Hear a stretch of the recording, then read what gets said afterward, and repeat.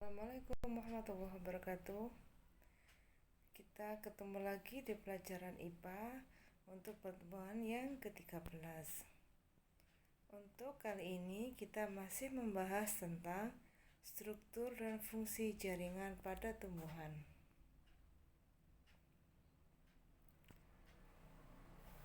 Kemarin kalian belajar tentang struktur atau bagian-bagian tubuh tumbuhan. Masih ingat nggak? Ada 3 macam struktur tubuh pada tumbuhan. Yang pertama akar, yang kedua batang, dan yang ketiga adalah daun.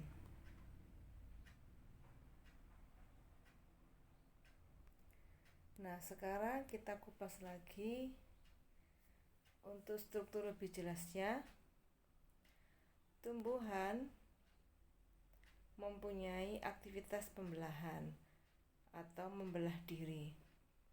Berdasarkan aktivitas pembelahan sel penyusun jaringan selama masa pertumbuhan dan perkembangan, jaringan tumbuhan dapat dikelompokkan menjadi 2, yaitu jaringan meristem atau jaringan embryonal dan jaringan permanen atau jaringan dewasa. Jaringan meristem disebut juga jaringan embryonal, yaitu jaringan yang sel-selnya aktif membelah diri secara mitosis, yaitu dari satu sel membelah menjadi 2 sel. Sedangkan jaringan permanen yaitu jaringan yang bersifat non-merismatik atau tidak mengalami pembelahan. Contoh jaringan meristem primer yaitu ada pada ujung batang atau ujung akar yang menyebabkan ujung akar dan ujung batang terus tumbuh bertambah tinggi untuk batang dan bertambah masuk ke dalam tanah untuk ujung akar. Contoh meristem sekunder yaitu jaringan kambium atau jaringan kayu.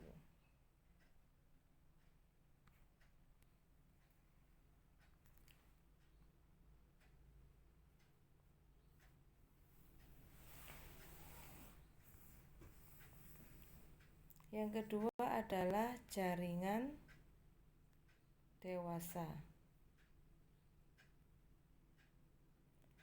Jaringan dewasa ada bermacam-macam. Yang pertama yaitu jaringan pelindung. Apakah jaringan pelindung? Jaringan pelindung adalah jaringan yang terdapat di seluruh permukaan luar tumbuhan. Jaringan pelindung ini berfungsi untuk melindungi bagian dalam tumbuhan dari pengaruh luar yang merugikan, misalnya dari hilangnya air akibat suhu yang meningkat, dan melindungi dari kerusakan mekanik. Contoh dari jaringan pelindung yaitu jaringan epidermis, yaitu jaringan yang berada di luar atau menjadi kulit dari suatu tumbuhan. Contoh dari jaringan pelindung yang berkembang mengalami modifikasi atau menjadi bermacam-macam bentuk, misalnya stomata atau mulut daun, sisik, trikoma atau rambut-rambut daun, dan duri atau spina. Di bawah adalah gambar stomata yang ada di permukaan daun baik atas maupun bawah. Yang gambar B adalah gambar sisik pada daun durian. Jaringan yang kedua dari jaringan permanen adalah jaringan dasar. Jaringan dasar ini terdapat hampir pada seluruh bagian tumbuhan. Jaringan dasar ini disebut juga jaringan parenkim yang akan berdiferensiasi atau menjadi jaringan yang different atau berbeda. Jaringan parenkim misalnya pada buah atau umbi. Misalnya bisa dilihat sel parenkim itu yang bergambar bulat-bulatan bening. Itu adalah sel parenkim yang berfungsi untuk menyimpan cadangan makanan berupa butiran amilum. Jaringan dewasa yang kedua yaitu jaringan penyokong atau penguat. Jaringan ini berperan untuk menunjang bentuk tubuh tumbuhan.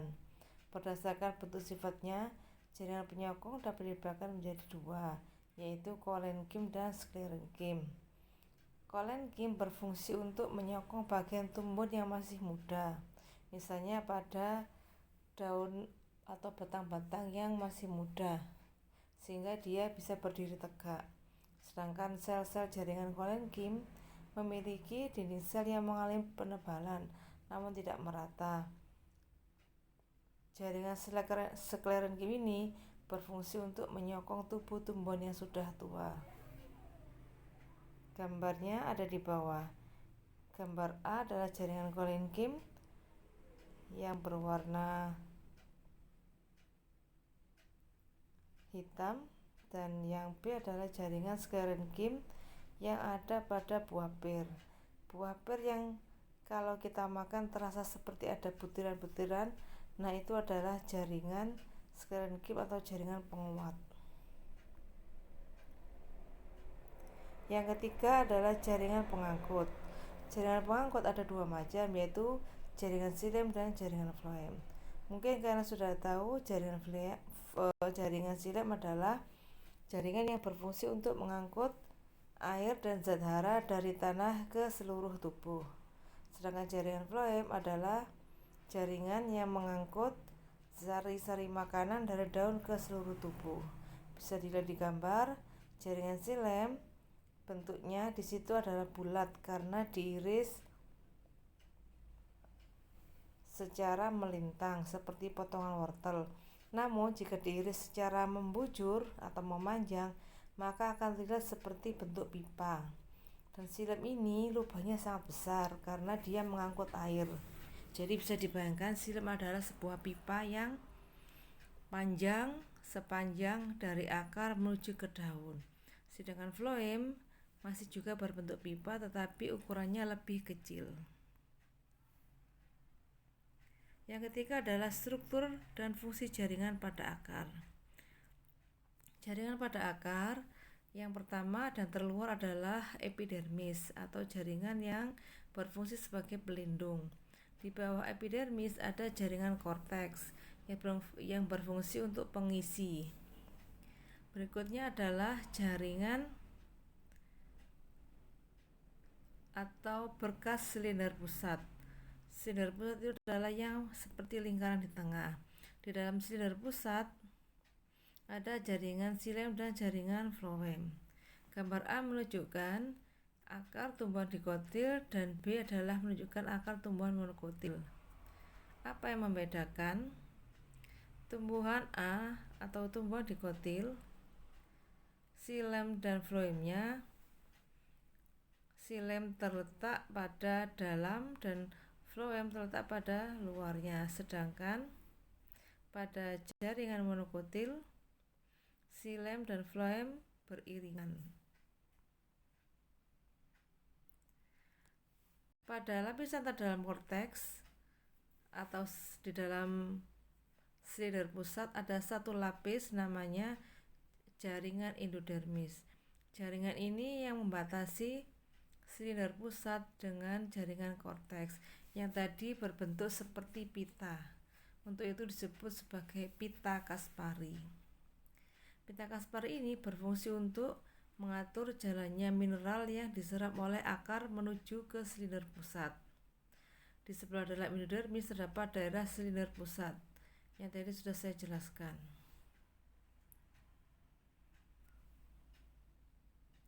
Silakan bisa dilihat pada gambar. Yang dimaksud di gambar adalah lapisan endodermis dan di situ ada namanya pita Kaspari. Berikutnya adalah struktur dan fungsi jaringan pada batang. Batang A adalah batang dikotil dan batang B adalah batang monokotil. Perhatikan letak berkas pengangkut. Untuk batang dikotil, berkas pengangkutnya terletak sangat teratur. Sedangkan pada batang monokotil, berkas pengangkutnya tersebar di mana-mana, mulai dari tepi agak ke tengah sampai ke tengah. Itulah perbedaan jaringan struktur batang pada dikotil dan monokotil. Yang terakhir yaitu kita mempelajari tentang struktur dan fungsi jaringan pada daun. Bisa diingat kembali apakah fungsi daun? Daun berfungsi untuk mengambil gas karbon dioksida dan digunakan untuk proses fotosintesis. Yang kedua, berfungsi untuk mengatur penguapan air atau transpirasi dan pernapasan atau respirasi pada tumbuhan. Perhatikan gambar penampak melintang daun. Pada bagian luar terdapat kutikula atau lapisan, sedangkan di bawahnya adalah epidermis yang berfungsi sebagai pelindung. Di bawahnya adalah mesofil palisade dan mesofil bunga kara yang berfungsi sebagai alat untuk fotosintesis. Berikutnya adalah jaringan pengangkut, dan di bawah lagi ada epidermis. Terdapat stomata baik di atas maupun permukaan daun. Ini adalah gambar stomata. Ini adalah tugas yang harus kalian kerjakan di pertemuan yang keempat. Silakan dipahami lagi dan dikerjakan tugasnya. Saya akhiri. Wassalamualaikum warahmatullahi wabarakatuh.